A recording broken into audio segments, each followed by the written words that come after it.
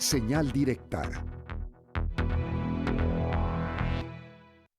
Bueno, usted sabe que han sido días de bastante movimiento por lo que refiere a reformas impulsadas en el Legislativo Federal, algunas polémicas, y entre estas se encuentra pues la creación de la nueva CURP, esta CURP biométrica obligatoria. Para algunos buena decisión, para otros con algunos riesgos. Y por eso nos da gusto saludar a Juan Ortiz, analista político. Usted le puede seguir en las redes sociales con sus puntuales seguimientos a diferentes temas. Y Juan, pues con el gusto de saludarte, iniciamos platicando acerca de esta CURP biométrica. Preguntaría en principio, ¿qué tan bueno, qué tan riesgoso puede resultar? Juan, buen día. Hola, muy buenos días. Muchísimas gracias por la invitación. Como bien mencionas, pues sí hay cierta polémica en estos temas que aprobó el Congreso la última semana, los últimos días, y una de estas fue la curva biométrica que se enmarca dentro de la discusión de una reforma a la ley en materia de desaparición forzada y a la Ley General de Población.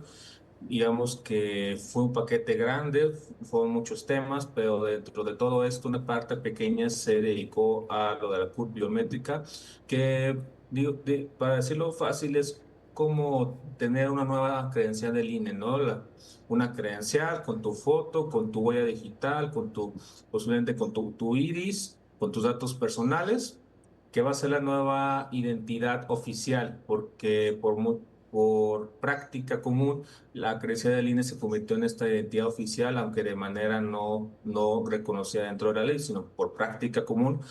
Pero desde hace varias décadas se intentó que la CURP ocupara este lugar, y ahora en este momento, en esta discusión, se decidió que pues ya fuera de manera definitiva. Solamente que con esta CURP biométrica, acuérdense que nada más tiene una clave de números y letras. Ahora va a tener esta fotografía, va a tener estas huellas, va a tener más datos personales, pero va a ser manejada por la Secretaría de Gobernación y va a ser obligatoria para todos, ¿no? Para los 130 millones de mexicanos, a diferencia de la creencia del INE, que solamente son para personas que acuden a esta institución y mayores de edad, ¿no? Aquí ahora va a aplicar también para menores de 18 años, y como te digo, pues va a ser obligatoria, porque lo que se pretende, y se vinculó a un tema de búsqueda de desaparecidos, es que como la curva sea ahora obligatoria, va a ser obligatoria para cualquier servicio, ¿no? Si tú quieres servicio de agua, servicio de luz, servicio de internet, haces compras de manera física, en digital, cualquier acción que tú hagas a través, que accedas a un trámite o un servicio, más obligatorio. ¿Por qué quieren que sea obligatorio? Porque lo que buscan, para ello van a estar creando una base de datos que se llama Plataforma Única de Identidad, y lo que buscan es que al hacer obligatorio tú empieces a dejar registros, ¿no? De todo lo que estás haciendo. En la teoría, lo que ellos buscan es que cuando tengan un reporte de una persona desaparecida, pues al hacer uso de la CURP, pues lance como que alertas, ¿no? Ahí, digamos, es una idea noble, un intento de atender este problema grave, ¿no? De las desapariciones. Pero ¿qué sucede? Que se crea un sistema, porque no solamente la curva biométrica, no hay otras leyes que se aprobaron en el que buscan empezar a recabar información de todos lados, ¿no? De lo que manejan entes privados, salud, vehiculares, fiscales, lo que manejan las entidades públicas, sumado a la curva biométrica, recabar los datos que tú haces hacer uso de eso. Y toda esta información se va a concentrar y va a ser consultable a través de la Secretaría de Seguridad, de la Fiscalía General de la República, de la Sedena, de la Guardia Nacional, y también el Centro Nacional de Inteligencia, que algunos lo conocían como CISEN, ahora es CNI. Esta es la preocupación que existe entre las organizaciones civiles ante esta concentración masiva de datos, porque por un lado se vuelve vulnerable, ¿no?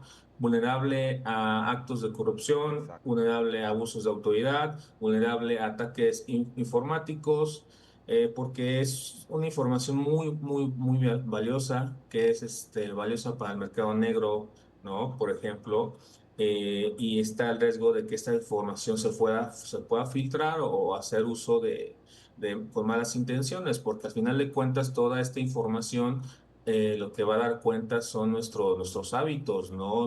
Dónde vivimos, qué hacemos, cuándo lo hacemos, qué consumimos, etc., etc. Y ahí es cuando empiezan a salir pues los riesgos, porque bases de datos así cuestan muchísimos recursos y necesitan muchísimos elementos para darle cierta seguridad. Y aquí la preocupación es que el gobierno a cada rato, a cada semana, pues nos enteramos de hackeos, de ventas ilegales de información. Entonces, ahí la preocupación de qué pueda pasar con toda esta información concentrada de todos nosotros. Claro, oye Juan, pero de alguna manera, ¿qué nos garantiza que en el INE estaban más seguros nuestros datos? Sobre todo porque, bueno, pues ha habido casos de filtración del padrón, como el que ocurrió con el caso de Movimiento Ciudadano, porque además el padrón se comparte con los partidos políticos. Justamente eso, o sea, imagínate si de por sí el padrón electoral tiene muchos candados de seguridad, se filtró, ¿no? Entonces, imagínate qué es lo que se necesita o qué va a pasar cuando en la propia ley no se incluye estos mecanismos de seguridad. No están muy explícitos o no hay una, digamos, que explique muy bien el tratamiento, la seguridad, cómo se va a proteger todos nuestros datos, porque bien mencionas ese ejemplo, o sea, imagínate, de los padrones electorales, una de las datos con las que con mayores candados de seguridad que más se protegen y aún así se ha filtrado y creo que se ha filtrado como 2, 3 veces, aparte de esa de que mencionas.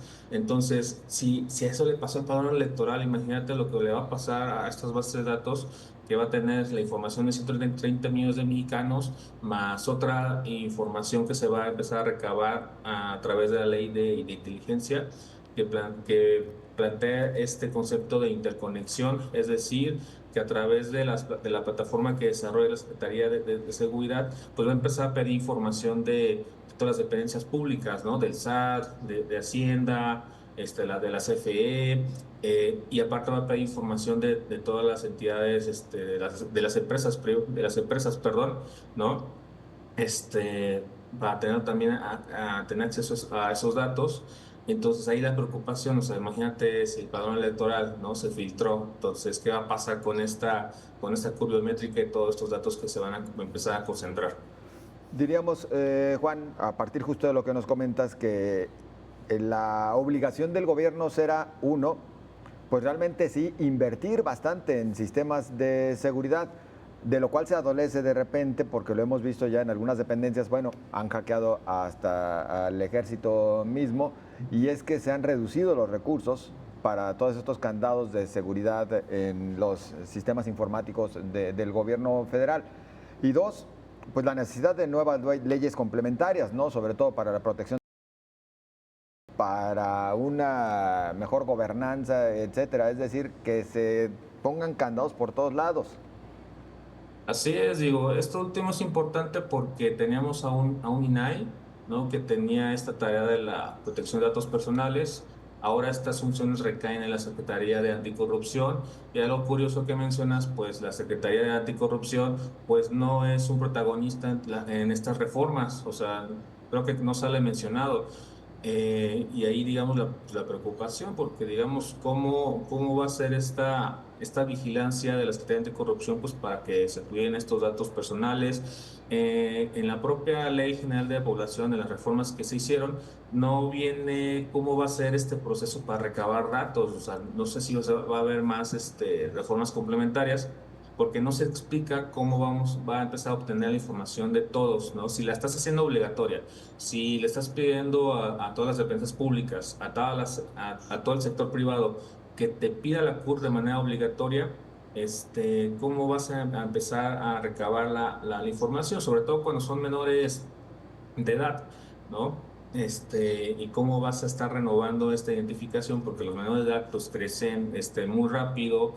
¿Y qué va a pasar con eso? También no toma en cuenta qué va a pasar con personas con discapacidad o personas adultas mayores, en las cuales pues sus huellas digitales pues ya están, digamos, pues ya no son como antes, ¿no? Incluso hay problemas en el que adultas mayores tienen dificultades para acceder a cuentas bancarias o para pagar porque no tienen problemas con su huella digital y los bancos pues no le pueden dar este servicio, resolver el problema. Entonces hay muchos huecos ahí que no se han resuelto como para explicar cómo se va a aplicar, ¿no? Y los recursos que se necesita, porque como bien dices, pues no es cosa sencilla, se necesita muchísimo dinero, se necesita mucha inversión en ciberseguridad y todo esto pues no está mencionado.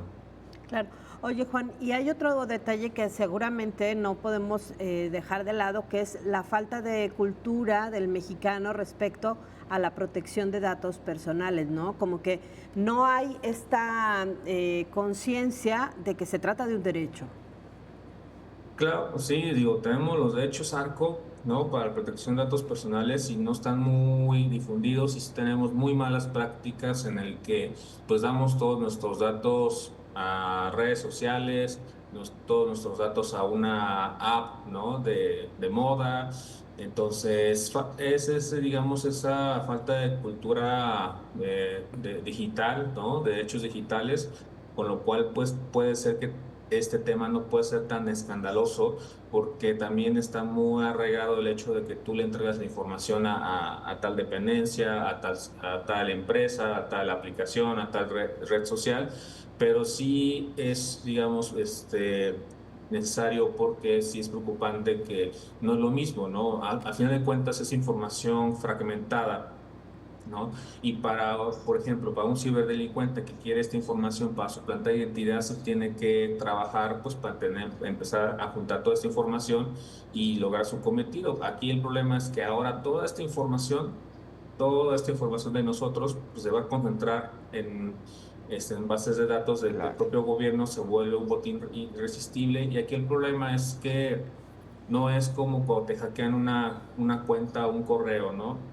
La recuperas y la cambias de contraseña. Aquí el problema es que si vulneran estas bases de datos, pues tú no puedes cambiar Todo. tu PUC, no puedes cambiar tus huellas digitales, no puedes cambiar tu iris. Así es. Sí, tendrían todo realmente. Y bueno, ahí será más fácil eventualmente la suplantación. Híjole, lamentablemente el tiempo se nos vino encima, Juan. Por nuestra parte, agradecidos por esta explicación que nos ofreces y atentos justamente a toda la orientación que ofreces en las redes sociales, @Juan_OrtizMX, Así en es. ex Twitter. Muchas gracias, Juan. Muchas gracias a ustedes, a la orden. Muy amable.